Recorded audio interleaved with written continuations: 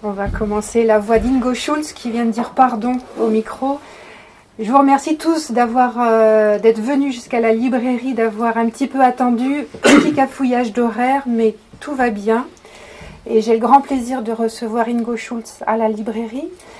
Et ce soir, c'est Rainer Laskowski qui va traduire notre échange, parce que tout le monde n'est pas germaniste, même si je pense comprendre qu'il y a une forte dominante de germanistes dans la salle.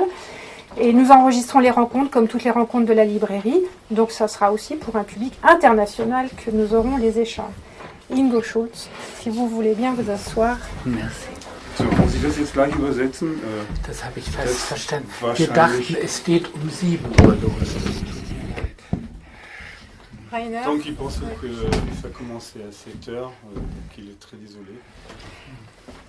Pas d'inquiétude. Vielen Dank, dass Sie geblieben sind. Merci d'être resté. Alors Ingo Schulz est un auteur allemand dont l'éditeur français Fayard vient de traduire son dernier roman, Peter Holtz, Autoportrait d'une vie heureuse. Votre œuvre est traduite en français, pas intégralement. Also Ihr Werk ist nicht ganz auf Französisch übersetzt, ne? Ist gerade bei Fayard erschienen. Aber es ist fast alles erschienen, bis auf ein Buch. Ja, presque tout est publié en France, à part un seul livre. D'accord. Et ce roman s'inscrit... alors, on a quand même, avant de commencer la rencontre, j'ai quand même oublié de préciser pourquoi Ingo Schulz est à Clermont-Ferrand. Ja, Dominique hat also nicht genau erklärt, warum Herr Schulz in Clermont-Ferrand ist. Parce que Ingo est invité par l'université, Dana est au fond de la librairie pour expliquer rapidement. Et j'en profite pour vous présenter mes excuses les plus sincères. Nous, bêtement, on a annoncé sur toutes nos affiches 19h. Donc je me promène et on fait ça depuis un mois à peu près pour 19h. C'était une galère de parking tout simplement, mais on pensait être dans les délais, on était à 19h. Donc Dana, vous représentez les départements d'allemand de l'université de Clermont-Auvergne. Pour le retardement. Et le département d'allemand existe côté germanistique, études germaniques, et côté LEA, on travaille étroitement ensemble. Et on a la chance d'avoir l'Institut Goethe à Lyon qui nous envoie des auteurs de temps à autre maintenant pour organiser les manifestations culturelles. Ja, es gibt 2 germanistische Fakultäten. Très bien. Das Goethe-Institut Lyon hat sie hier nach Clermont geschickt. Donc Ingo Schulz est avec nous grâce à l'université de Clermont-Auvergne et l'Institut Goethe qui pilote la venue d'Ingo Schulz à Clermont-Ferrand. Ce livre, ce dernier roman, pour nous, lecteurs français, peut-être pas le dernier écrit. Es ist vielleicht nicht der letzte ihrer Romane. Und dieser Roman, wie ging es weiter? Pour nous, c'est le dernier en français, mais peut-être pas le dernier écrit. Für die Franzosen ist der letzte ihrer Romane. Est un roman qui reprend des thèmes que nous avons déjà pu voir dans vos précédents textes. Themen wieder auf, die wir schon im vorherigen Roman entdecken konnten. Notamment une inscription dans l'Allemagne de l'Est. Vor allem seine Verankerung in Ostdeutschland. Et un moment de basculement de l'histoire avec la chute du mur. Ja, und vor allem zu einem Moment des großen Umsturzes mit dem Fall der Mauer. Et nous sommes à quelques jours de la commémoration des 30 ans, le 9 novembre, de la chute du mur de Berlin. Und die Feierlichkeiten zum 30. Jahrestag des Mauerfalls stehen kurz bevor. Et ce roman, qui est assez volumineux, est un roman très drôle. Dieser recht umfangreiche Roman, ist ein eher lustiges, humorvolles Werk. Et la première question que je voudrais vous poser, c'est sur la forme même de ce roman, qui est un roman qu'on dirait en français picaresque. Die erste Frage, die Dominique Ihnen stellen möchte, betrifft die Form des Romans, den man als Schelmenroman bezeichnen könnte. Et la question, c'est pourquoi faire un roman picaresque sur cette période de l'histoire qui n'est pas très picaresque. Warum ein Schelmenroman, ne, über diese Zeit der deutschen Geschichte, die nicht so humorvoll und schelmenhaft war? Ich freue mich erstmal, das möchte ich sagen, in so einer schönen Buchhandlung zu sein. Man fühlt sich sofort sehr wohl. Ja. Donc, il est ravi d'être dans une si belle librairie. On se sent tout de suite très à l'aise. Und ein weiterer Grund wahrscheinlich, warum ich in Clermont-Ferrand bin, weil meine neue Verlegerin von Fayard, Eleonore Delair aus Clermont-Ferrand kommt und ich soll sie sehr herzlich grüßen. Okay. Une autre raison pour laquelle donc, il est venu à Clermont-Ferrand, c'est parce que sa nouvelle éditrice de Fayard est originaire de Clermont-Ferrand et elle vous envoie un bonjour. J'ai oublié le nom, Entschuldigung, ich habe den Namen nicht gesagt. Eleonore Delair. Eleonore Delair. Okay. Aber zu Ihrer Frage, es ist ja jetzt nicht so, dass man sagt, ich schreibe jetzt einfach mal einen Picaro-Roman oder einen Schelmenroman. C'est pas, comment dirais-je, ça vient pas tout seul hein, de se dire, bon, maintenant je vais écrire un roman picaresque.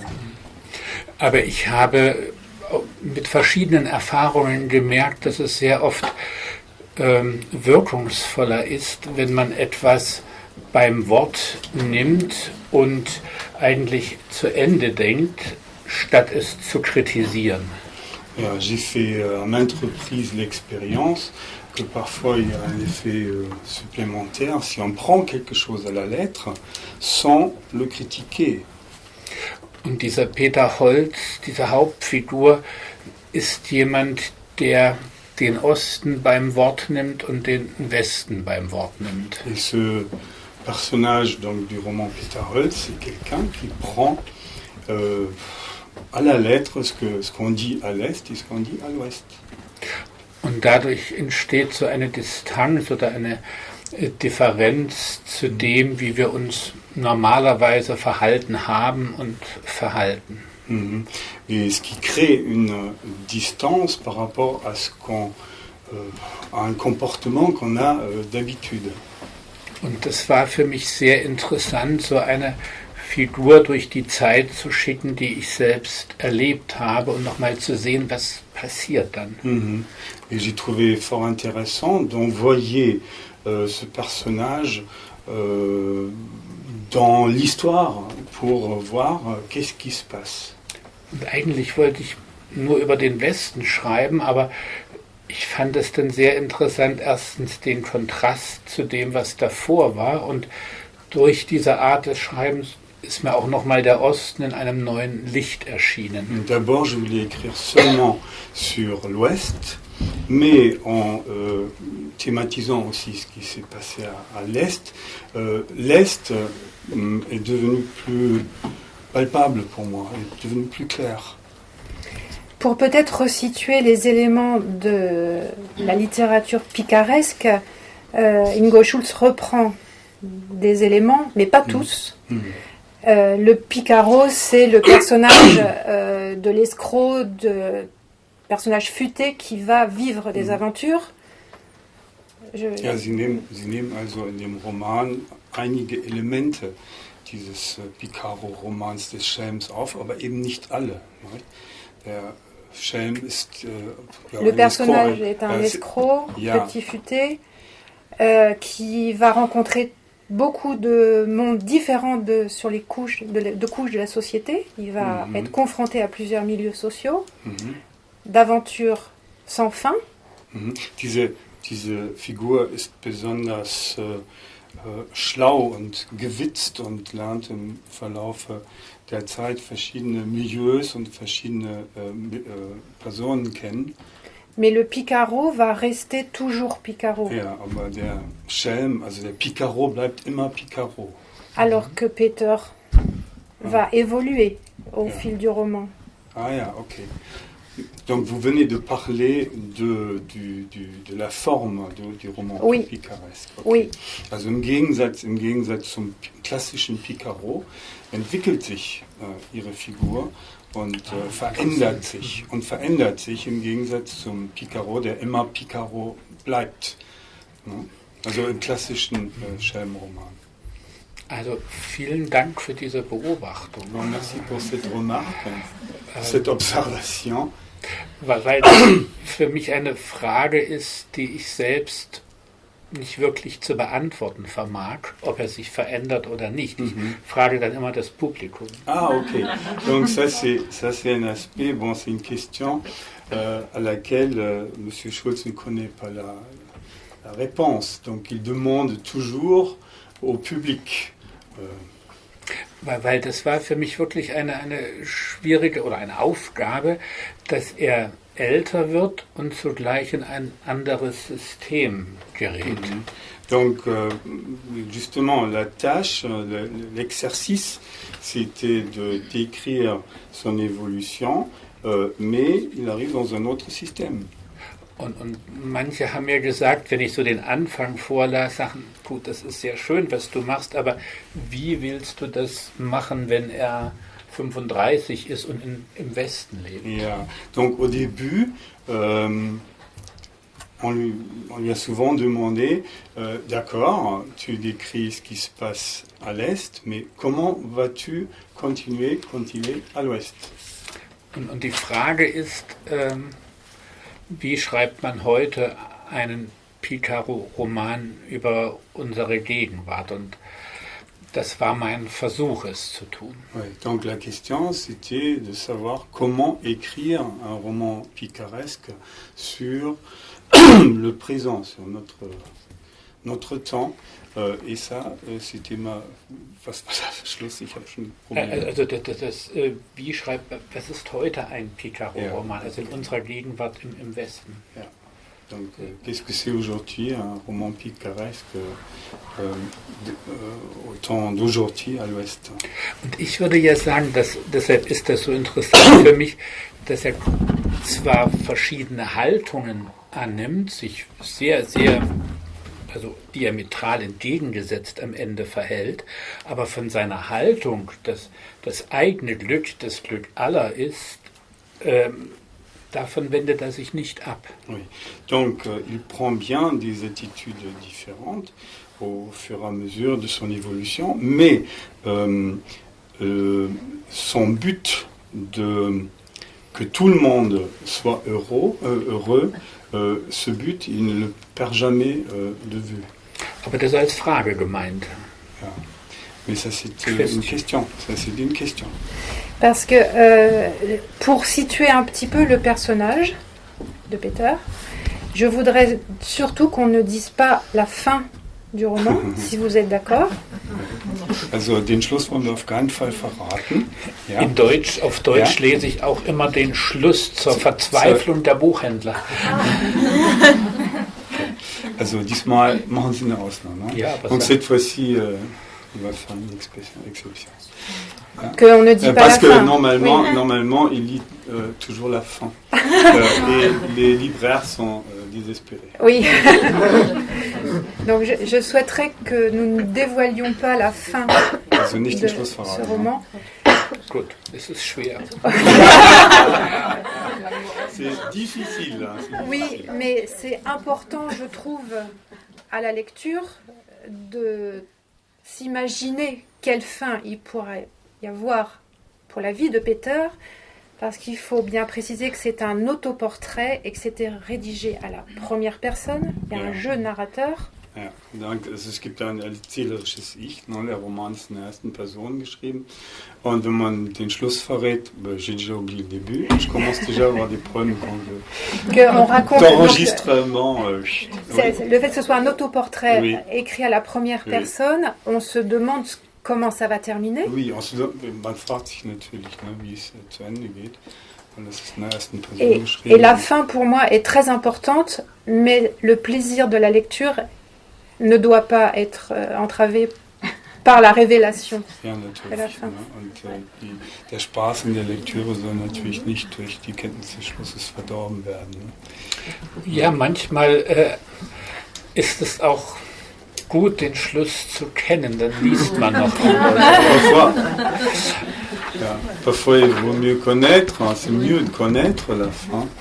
Aber ich unterwerfe mich gerne Ihrer Anordnung. Donc, c'est semé, ça demande. Donc, Peter, le roman s'ouvre, Peter a 12 ans, et c'est à la 1974. Ja. Der Roman beginnt 1974, ne, als Peter 12 Jahre alt ist. Et le sous-titre Autoportrait d'une vie heureuse, Peter Holtz a 12 ans en 74, Ingo Schulz a 12 ans en 74. Ja, muss ich das übersetzen? Ja, ist klar, ne? Peter, Ingo, Miroir. Haben nichts miteinander zu tun. 6 Monate, ne? Ja, sehr gut.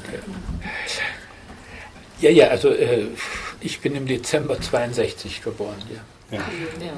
Donc, Monsieur Schulz est né en décembre 62 et justement Peter Holtz, il a 6 mois de plus, je crois. Pourquoi faire un personnage qui serait peut-être un double de vous, de l'auteur? Aha. Also haben Sie da eine Figur erfunden, die Ihr Double ist, Ihr Selbstporträt? Das glaube ich nicht. Das müssten natürlich, meine 2 Töchter sind schönerweise hier, die könnten das besser beurteilen, aber ich glaube nicht, dass es viel mit mir zu tun hat. Ne le crois pas.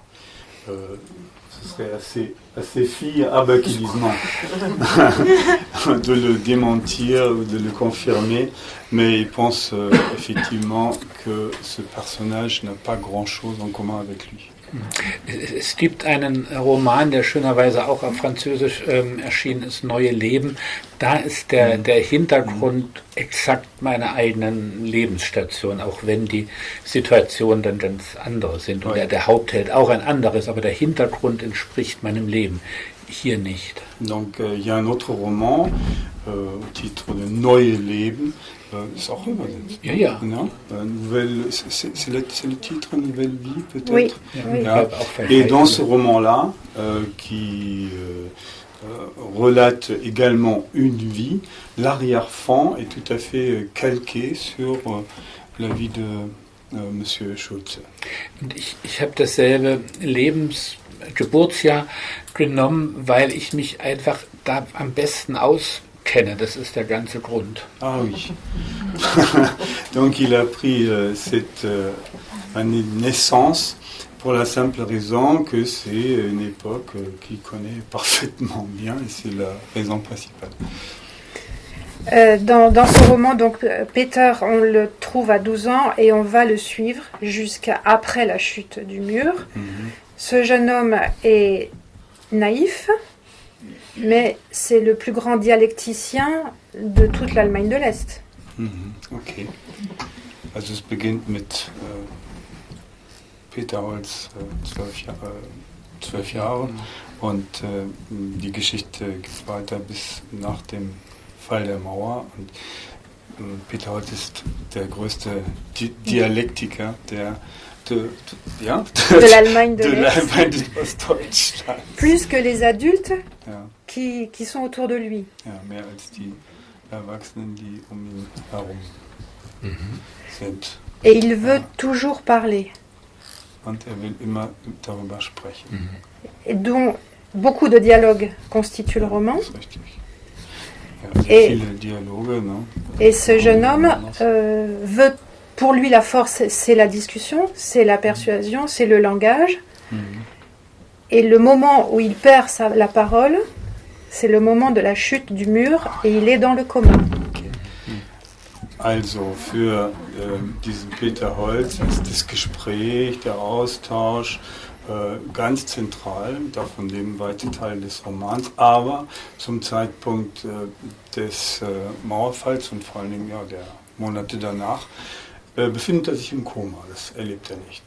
Also das erste Halbjahr 1990 erlebt das er nicht. Das erlebt er nicht, genau. No, also nach dem Fall der Mordinfall. Also vom 19. Dezember 89 bis zum Anfang Juli ist er weg.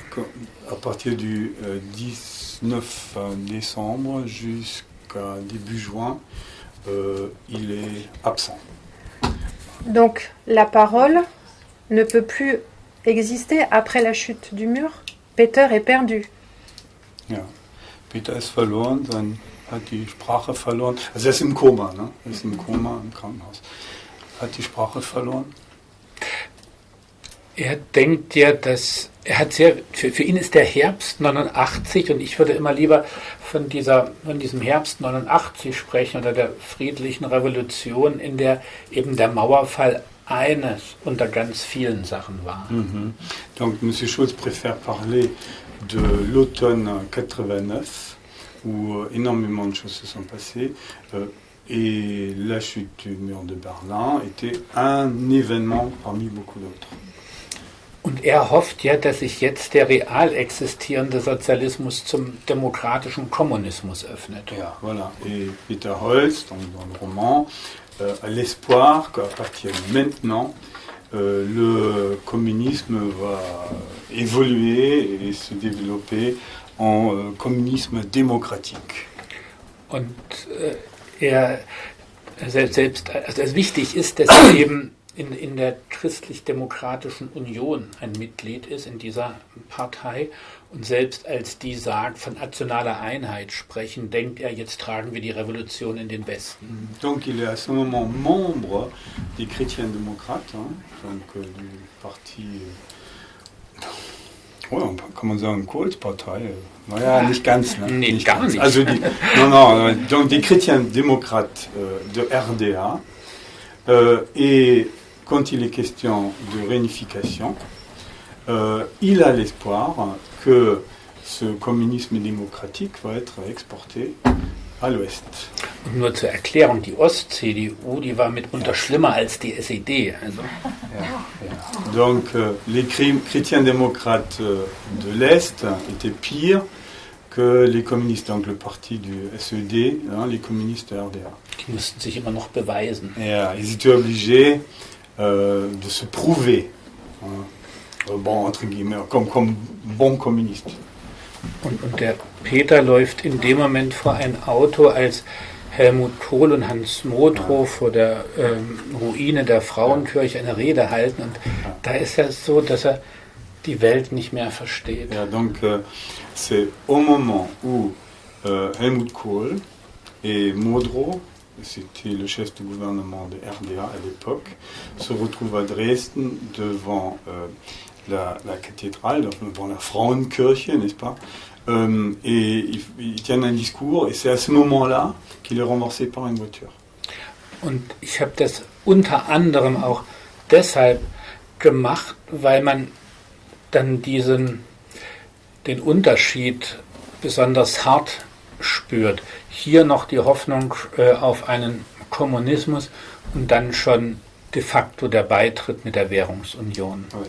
Voilà, donc Monsieur Scholz, il a créé cette césure pour démontrer très clairement, pour montrer ce contraste entre ce moment où il y a encore de l'espoir pour renouveau, etc. Et après, c'est fini et là, cet espoir ne peut plus avoir lieu. Mais vous faites dire à votre personnage, Peter, quand nous sommes après la chute du mur, que la discussion ne peut plus avoir lieu, il n'y a que l'action qui va être valable. Donc sie lassen ihn sagen, dass es keine Hoffnung mehr gibt, nur noch die Aktion ist in dem Augenblick. Das ist aber am Ende. Ja, c'est à la fin. Oui, que à la 1998, ja. La fin, la parole ne suffit plus en fait. Ja, ja. Nur die Rede reicht nicht mehr, sondern nur noch Handeln. Ja. C'est exact. Et le choix de faire beaucoup de dialogues dans le roman, ça a été tout de suite une décision d'écriture de faire beaucoup de dialogues. War das eine ganz bewusste und sofortige Entscheidung, dem Roman sehr viele Dialoge zu verwenden? Es ging im Prinzip nicht anders, weil diese sehr eigenartige Sicht von Peter Holz auf die Welt äußert sich in dem Moment, in dem er auf andere trifft. Ja, c'était pas possible autrement, parce que cette vision très étrange qu'a Peter Holz du monde se montre au moment où il rencontre d'autres personnes.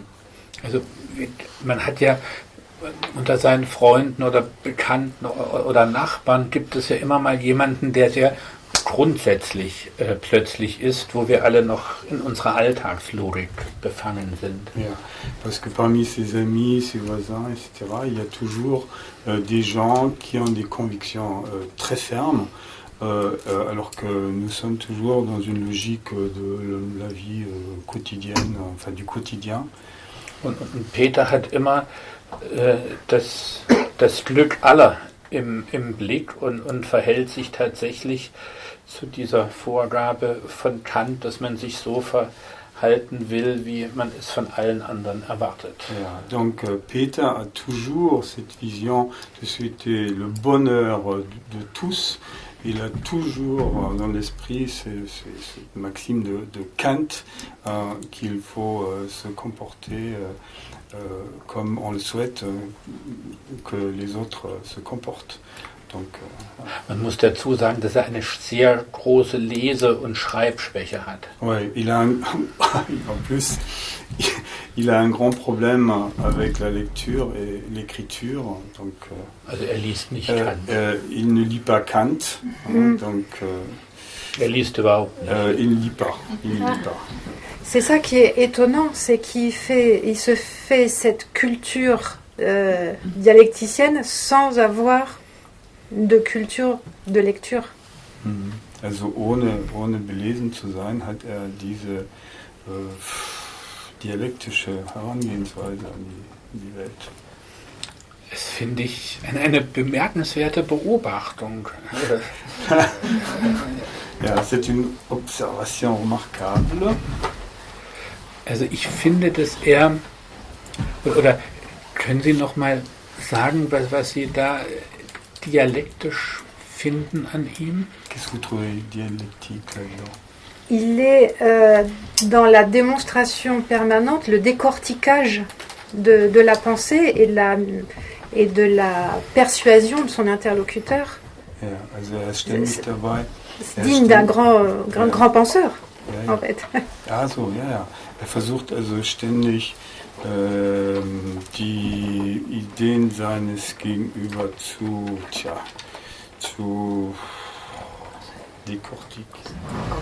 auseinanderzunehmen, ja, nicht décortiquer, also auseinanderzunehmen und ihm daraus seine Version zu konstruieren oder entgegenzusetzen. Ich finde ja, dass er sehr einfach gestrickt ist und eigentlich einen verinnerlichten, kommunistische Ideologie hat, die er von seinem Heimleiter und, wie sich später herausstellt, Großvater gelehrt bekommen hat. Ja, also Schulz hält ihn nicht, il ne croit pas à grand penseur, il pense au contraire qu'il est d'une constitution et d'une pensée très, très simple. Et il répète les vérités qui lui ont été inculquées par le directeur. Le régime et l'institution. Pas le régime, non, pas le oui. directeur surtout du foyer. De l'orphelinat. De l'orphelinat où il vit. D'accord. Und ich glaube auch, was sehr wichtig ist, dadurch, dass er in einem Kinderheim groß geworden ist, war für ihn Familie und Gesellschaft immer eins. Er ist niemand, der Angst hat. Also auch wenn er mit der Staatssicherheit zusammen ist, da ist er sehr froh, mit der Avantgarde des Proletariats zusammenarbeiten. Es sind immer die eigenen Leute. Alle gehören zur Familie. Oui. Donc, comme il a grandi dans cet orphelinat, pour lui, le système, l'État et sa famille, l'orphelinat, c'est la même chose. C'est-à-dire, quand il rencontre la Stasi, pour lui, ça fait partie de cette vision d'une unité, d'une famille. Und für mich persönlich war das eine sehr klare Linie. Hier die Familie, das eigene und da die andere Welt. Ja. Et par contre, pour M. Scholz, bon, personnellement, c'était tout à fait différent. Il y avait la famille, d'une part, et puis l'autre monde de RDA. Alors pour continuer avec Peter, qui est un jeune garçon qui va connaître la vie, qui va tomber amoureux, qui va se construire aussi en tant qu'homme, les personnages féminins sont très importants, je trouve, et sont très forts. C'est des personnages très forts, plus que les hommes, je trouve. Ja, also die weiblichen Figuren sind in diesem Roman besonders die starken Figuren. Peter Holz lernt im Laufe seines Lebens ja mehrere Frauen kennen und verliebt sich und hat damit sehr markanten Persönlichkeiten zu tun. Et je pense que sans les femmes, Peter Holz n'aurait pas réussi à être heureux. Ah, ohne die Frauen wäre es ihm nicht gelungen, glücklich zu werden. Ja. Nein. Elle le bouscule. Elle le bouscule. Ja, sie stoßen ihn, sie schütteln ihn, sie rütteln ihn auf. Ja, also als Frau wäre Peter für mich wahrscheinlich überhaupt nicht anziehend gewesen. Aha. En tant que femme, enfin, il s'imagine femme, et pour une femme, Peter Holz n'aurait pas été attractif du tout. Aber also das war keine bewusste Entscheidung, glaube ich, dass diese Frauenfiguren halt so die Starken sind. Vielleicht kommt das durch mein Herkommen. Ich bin allein bei meiner Mutter aufgewachsen, die ist Ärztin, hatte das so eine Selbstverständlichkeit, dass die Frauen alles entscheiden. Donc c'était pas une décision, c'était pas voulu que les femmes soient les personnages forts. Peut-être ça vient de sa propre autobiographie parce qu'il a grandi chez sa mère qui était un médecin. Voilà. Und ich möchte mich jetzt nicht in Frankreich anbiedern, aber die Rolle der Frau und auch die Kindererziehung hatte, glaube ich, Ostdeutschland und Frankreich viel mehr gemeinsam als Bundesrepublik und Ostdeutschland. Oui, donc il ne veut pas flatter la France, mais il croit effectivement que en comparant la France et l'Allemagne de l'Est, on peut dire que les deux pays avaient beaucoup plus en commun par rapport au rôle des femmes. À un moment, vous utilisez cette expression qui m'a fait rire, qui je trouvais pas très drôle, mais j'aimerais que vous puissiez la développer, que la révolution est un frein à main. Ah ja, die Revolution ist eine Handbremse. Diese Idee, Dominique, könnten Sie vielleicht mal etwas erläutern? Ja, es gibt also bei Marx steht ja, die Revolutionen sind die Lokomotiven der Geschichte und bei Walter Benjamin steht, die Revolution ist sozusagen der Griff nach der Notbremse. Ja. Donc chez Marx, la révolution, c'est la locomotive de l'histoire, alors que chez Walter Benjamin, la révolution, c'est le frein d'urgence, comment dit-on dans les trains? L'arrêt d'urgence dans les trains. Und ich denke schon, dass Walter Benjamin recht hat, weil man merkt ja, egal welches Problem heute aktuell ist, man stößt immer wieder auf die Logik des Kapitalismus, der eigentlich eine richtige Lösung verhindert. Mhm.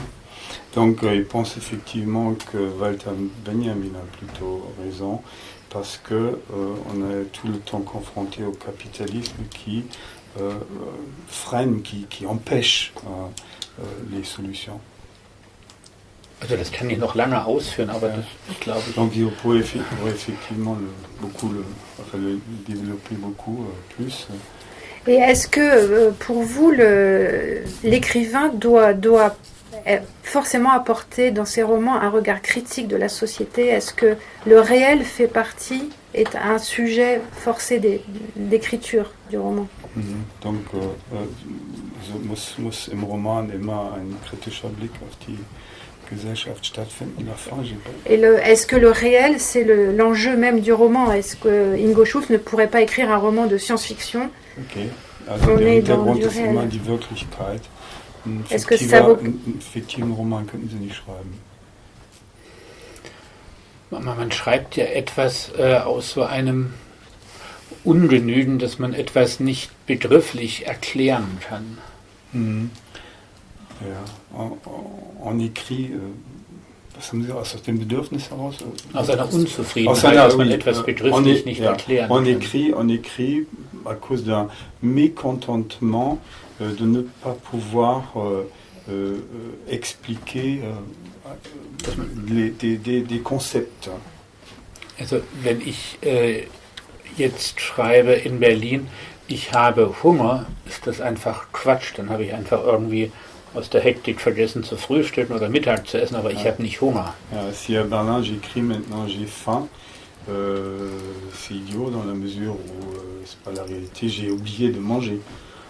Und ich glaube, das Schreiben eigentlich auch immer sehr mit Vergegenwärtigung, räumlich wie zeitlich, zu tun hat, damit das, was man schreibt, nicht lächerlich wird, dass man sagt, was soll das?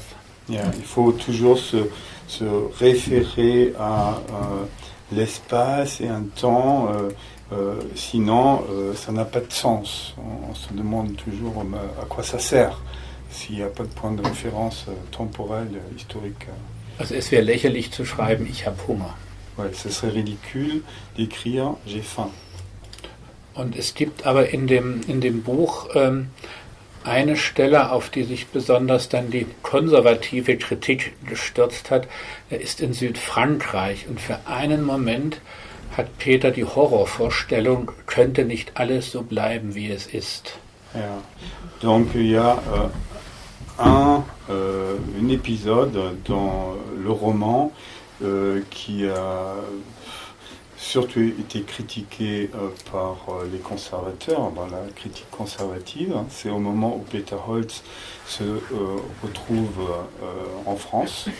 Il est à Aix, dans le sud de la France, en Provence, et il a cette idée, pourquoi tout ne peut-il pas rester comme il est. Der läuft dann in so ein schönes kleines Schloss hinein, das sich nicht anders als ein Museum deuten kann. Voilà, donc il pénètre dans une belle propriété, un petit château, et il ne peut pas imaginer autre chose que d'être dans un musée. Und gerät er auch in ein Schlafzimmer und wundert sich, wie echt das alles ist. Ja, et il rentre dans une chambre à coucher, il est très étonné de voir à quel point c'est réel, c'est véridique. Und merkt dann, dass er natürlich bei einer Adligen gelandet ist. Il se rend compte qu'il est chez une dame noble dans sa maison. Und wundert sich, dass die noch nach der französischen Revolution überhaupt existieren. Ja, il est très étonné qu'ils puissent encore exister après la Révolution française. Aber es gab wie gesagt, den Moment könnte nicht alles so bleiben, wie es ist, und plötzlich ist er wieder in diesem oben-unten drin. Ouais. Donc il y a ce moment effectivement où il se dit tout pour rester comme tel, mais peu de temps après il se retrouve à nouveau dans cette situation où il y a le haut et le bas. Est-ce que dans l'écriture, pour le lecteur français, c'est très bien traduit. Je trouve que le traducteur chez Fayard a fait une très bonne traduction. On rit beaucoup. Moi, je trouvais ça très drôle. Et je me posais la question, que le choix de faire un roman drôle, c'était aussi un parti pris dès le départ, d'apporter l'humour dans une histoire qui est Also man lacht sehr difficile. oft, ne, und findet den Roman schon recht amüsant.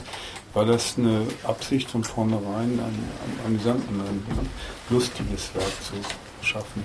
Das hat man eigentlich nicht selbst in der Hand.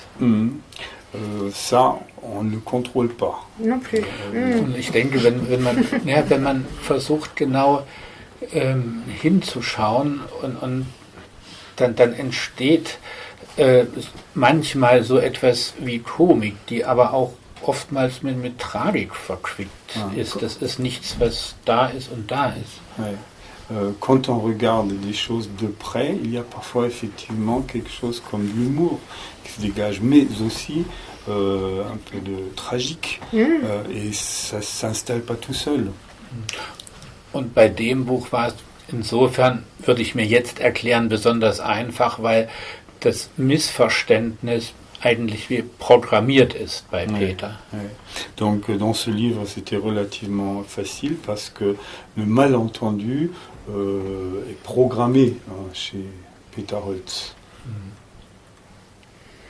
Darf ich noch auf eine Frage von vorhin zurückkommen? Ja. Donc il veut revenir sur une autre question de tout à l'heure. Oui. Ich fand es wichtig, was Sie sagten zu dem Präsens und zu dem Ich-Erzähler. Das war mir sehr wichtig, weil normalerweise erzählt man ja immer im Imperfekt. Yeah. Donc il dit qu'il trouvait ça important, que tu as mentionné donc le personnage qui est raconté à la première personne et au présent, alors que d'habitude on raconte, la Narration se fait à l'imparfait. Und damit nimmt man sich natürlich auch so einen ganzen Hallraum und macht es eigentlich auch für die Leser sehr schwer. Die sind immer jetzt und immer dieses Ich. Yeah, yeah. Donc on se prive de cette façon dans la possibilité d'un écho, c'est-à-dire on est toujours dans le présent et dans le oui et Es ist immer hier und jetzt. yeah, c'est toujours ici et maintenant. Et ça le rend très difficile pour le lecteur.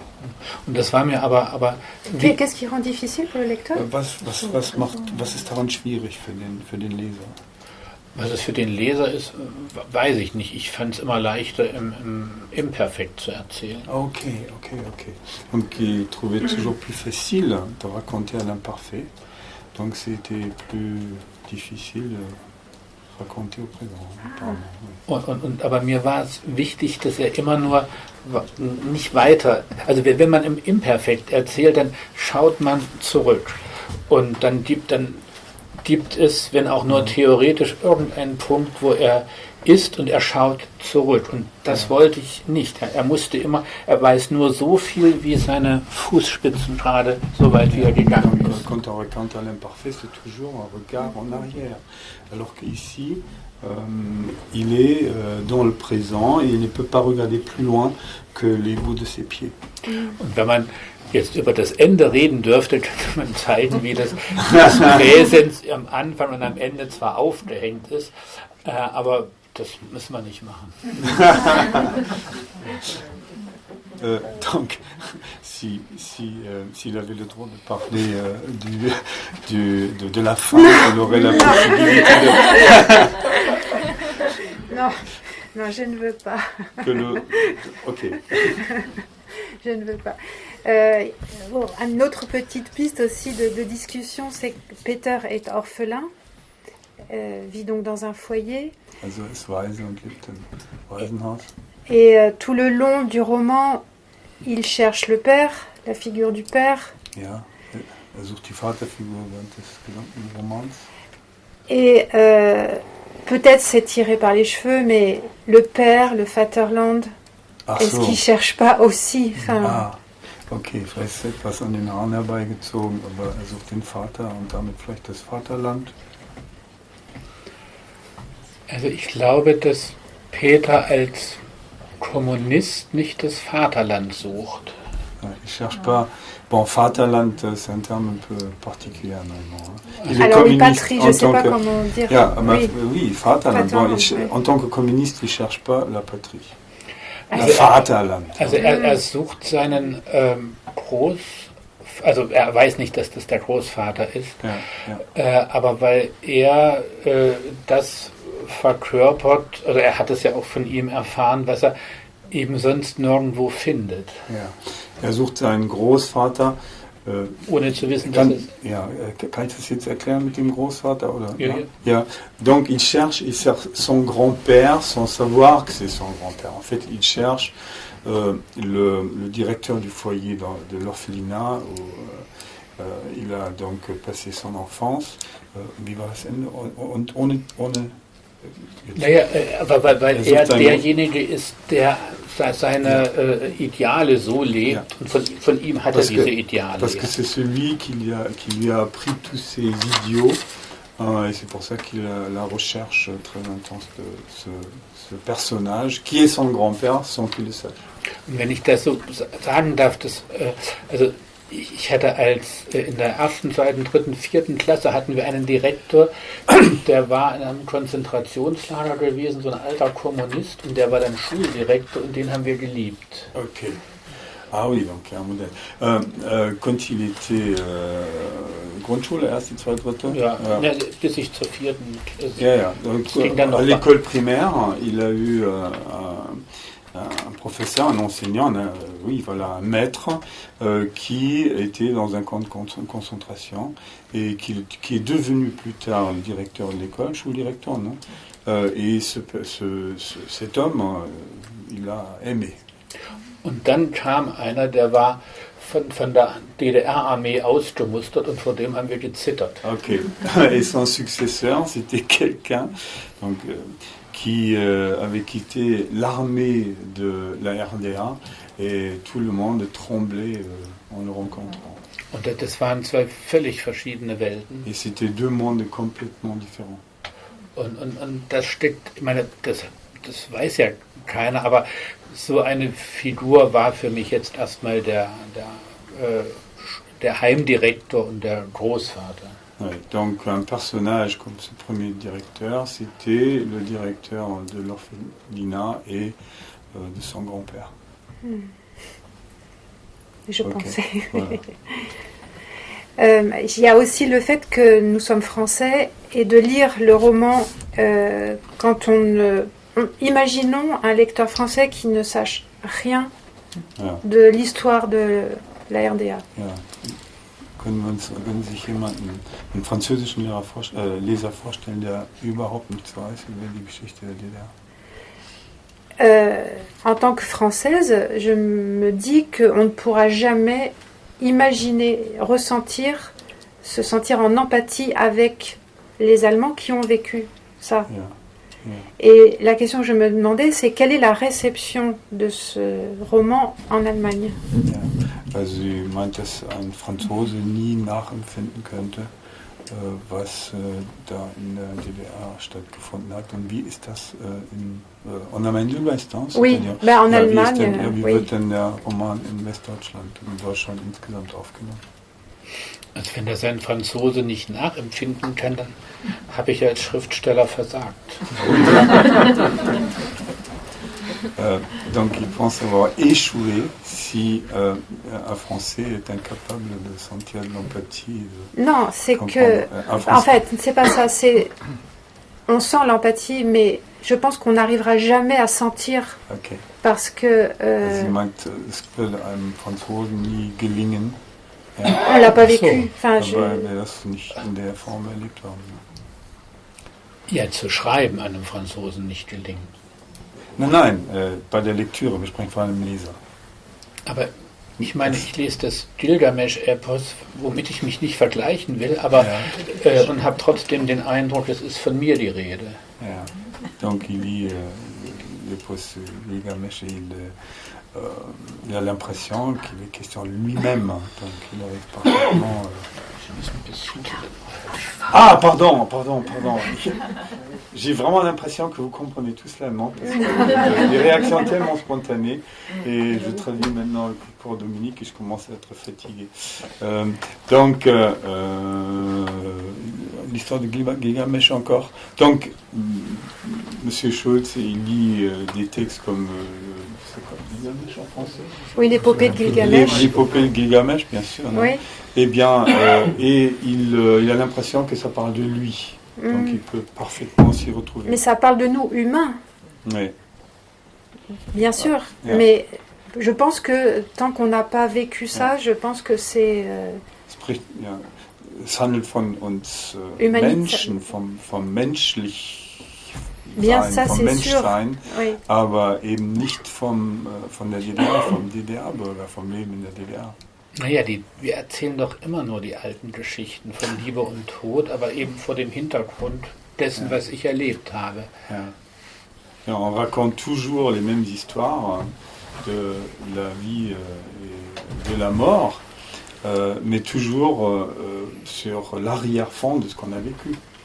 Und für mich ist eben das Besondere daran, dass es diesen Übergang von einem irgendwie sozialistischen zu einem irgendwie kapitalistischen so noch nicht gegeben hat. Ja, ce qui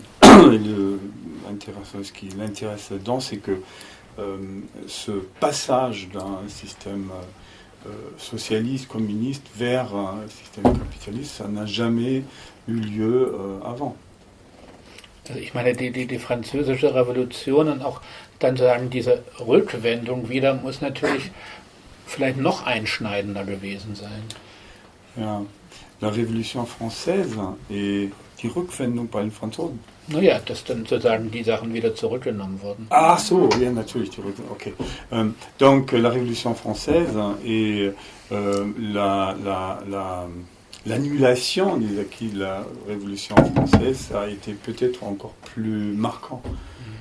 Also ich hoffe einfach, dass es wenn es Literatur ist, dass man das Gefühl hat, dass von einem selbst die Rede ist. Denn es ist egal, ob ich jetzt was Japanisches lese, Russisches oder was auch immer. Quand il s'agit de la littérature, on a toujours l'impression qu'il est question de soi-même, que ce soit de la littérature russisch, russe ou japonaise. Et la réception du roman en Allemagne? Ja. Achso, wie das... Wie das in Deutschland aufgenommen wird. Es gab sehr, sehr gute Kritiken und es gab ganz furchtbare Kritiken. Donc il y avait des critiques excellentes, mais aussi horribles. Und ich kann es auch nicht... Also in der Presse kann man das gar nicht so sagen. Es gibt in dem Sinne keine Ostpresse, weil die ganzen großen Zeitungen sind alle im Westen. Yeah. Par rapport à la presse, en ce qui concerne l'Est, on ne peut pas vraiment parler de presse de l'Est parce que sont tous contrôlés par l'Ouest. Und ich habe aber bei den Lesungen, dachte ich eben, dass ich das bei diesem Buch ganz sicher merke, lese ich im Osten oder im Westen. Yeah. Par contre, lors des lectures, il pensait pouvoir ressentir s'il était à l'Ouest ou à l'Est. Und dem war aber nicht Et so. c'était pas le cas. Also es war, dass die eben im Osten manchmal ganz sehr gelacht haben und bei der nächsten Lesung war gar nichts und im Westen genauso. Yeah, voilà. Donc il y a eu des lectures à l'Est où parfois ils ont énormément ri et puis pas du tout. Et à l'Ouest c'était exactement la même chose. Und die im Osten haben immer nur gefragt, verstehen die das im Westen auch? Et à l'Est, ils voulaient toujours savoir, est-ce que les gens à l'Ouest le comprennent? Aber ich muss auch dazu sagen, dass es manchmal auch ein Hindernis ist, sich einem Buch zuzuwenden, wenn man den Hintergrund kennt. Ja, ils pensent même que c'est parfois un obstacle quand on approche un livre, de connaître l'arrière-fond. Also mir ist manchmal erzählt worden, wie wunderbar das ist, aber das stand gar nicht in dem Buch.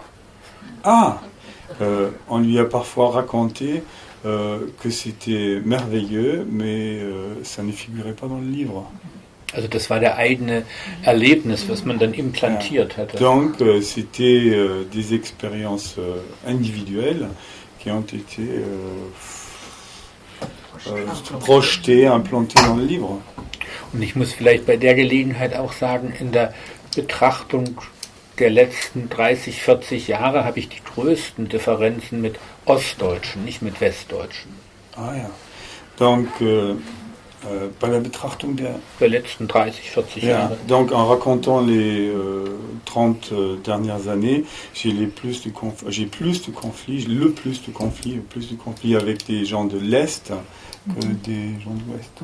Also man hat den praktisch dieselben Dinge erlebt, aber deutet sie vollkommen anders. On a vécu les mêmes choses, mais on les interprète de façon complètement différente.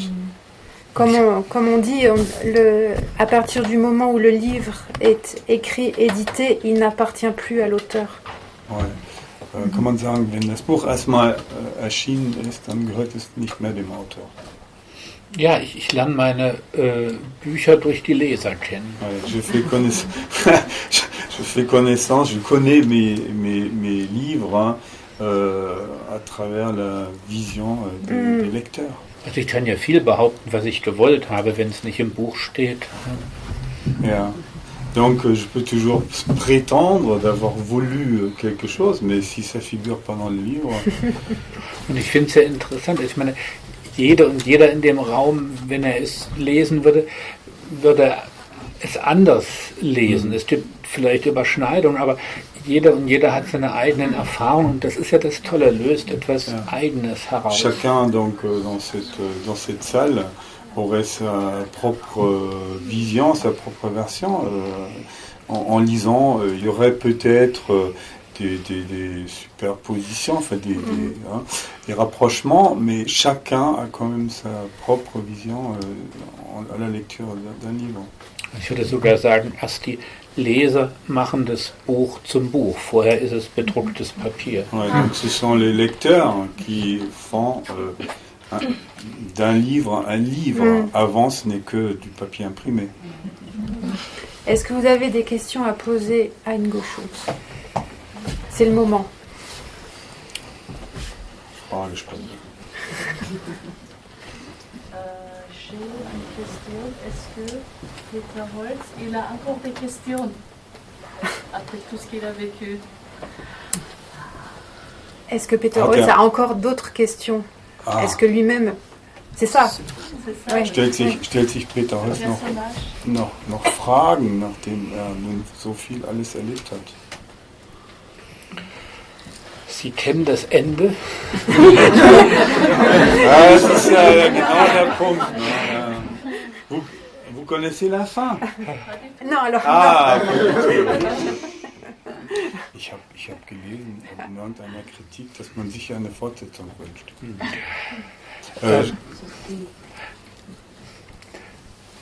Also, für mich kam das Buch an dem Punkt zu Ende. Es wäre für mich schwer, es weiter zu erzählen. Ja, donc la narration, le livre est arrivé à un fin, et ça serait difficile de continuer Ich würde das ja gerne sagen, dass Sie das gelesen haben. Pardon? Ich wollte das nicht unterdrücken, dass Sie das gelesen haben. Wieso? Mit diesem Ende der Fortsetzung. Ach so. Das ist jetzt ein Missverständnis, weiß nicht. On ne dira vraiment pas la fin. Non. Also ich glaube, dass Peter sich schon immer weiter Fragen stellt, aber dass er immer versucht, seinen Platz in der Gesellschaft zu finden. Il continue à se poser des questions, mais cherche toujours à trouver sa place dans la société. Est-ce qu'il y a d'autres questions? Naja, wenn man das Buch nicht gelesen hat, ist natürlich... Alors j'ai une autre question qui n'a rien à voir avec Peter Holz, c'est de savoir, est-ce que vous lisez des auteurs français contemporains? lesen Sie zeitgenössische französische Autoren? Naja, schon. Certes. Also ich hab jetzt, wir trafen uns kurioserweise in Ljubljana mit Eric Vuillard. Eric Vuillard. Ok. Donc il a rencontré Vuillard à Ljubljana. Ljubljana, Slowenien. Ok. Ah, en Slovénie. Marie Dariusz-Sachs. Manchmal kann ich den Namen nicht aussprechen. Natürlich auch nimmt man Houellebecq zur Kenntnis, finde ich auch. Houellebecq, oui, bien sûr. Wichtig. Ouais, on en tient compte, oui. Und Matthias Enner. Mathias Enner. Matthias Enner, voilà. C'est des auteurs que vous appréciez? Mögen Sie diese Autoren? Sehr, alle vier. Beaucoup. Ja, ja. Tous les quatre. Es sind noch mehr. Mir fallen beim Essen bestimmt noch welche ein. Ouais. Il y en a d'autres hein, et ça va lui revenir en mangeant. Also ohne das wirklich so beurteilen zu können, aber glaube ich, dass Frankreich im Vergleich zu Spanien, Italien oder so, also ich glaube, es ist gerade sehr stark in Gegenwartsliteratur. Ils pensent peut-être pas pouvoir vraiment juger, mais en comparaison avec l'Italie, l'Espagne, la littérature contemporaine française est particulièrement stark, vive, particulièrement puissante, peut-être aussi plus que la littérature allemande. Also ich finde auch wenn er sehr jung ist, Edouard Louis, finde ich wichtig. Edouard Louis, ich trouve important. Wir sind schönerweise bei Fischer zusammen. Alles Fischer. Das sind alles Veröffentlichungen von Fischer. Nein, nur Edouard Louis. Ah, nur, okay, gut. Ach, Sie sind mit. Okay. Il publie dans la même édition Fischer en Allemagne. On va arrêter là l'échange pour laisser aussi la voix de Rainer se reposer. Oh, ça va, mais c'est enregistré, c'est la concentration. Une dernière question. C'est le disque dur. Si vous avez le choix de vivre dans un pays, quel sera? Oh, wenn Sie die Wahl hätten, in einem Land zu leben, wo möchten Sie leben? Das ist sehr schwer, weil ich Très natürlich... difficile. Hein?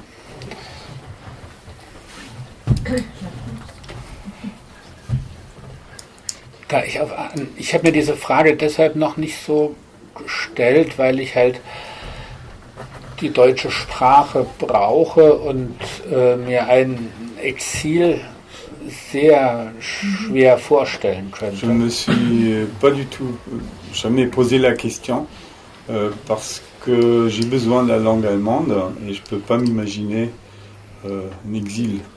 Also für mich ist es überhaupt keine Schwierigkeit, irgendwo 3, 6 Monate oder ein Jahr zu leben. Also da gäbe es ganz viele Länder, was ich mit Freude machen würde, aber ich finde, dass ich in Berlin oder irgendwann mal auf dem Dorf richtig aufgehoben bin.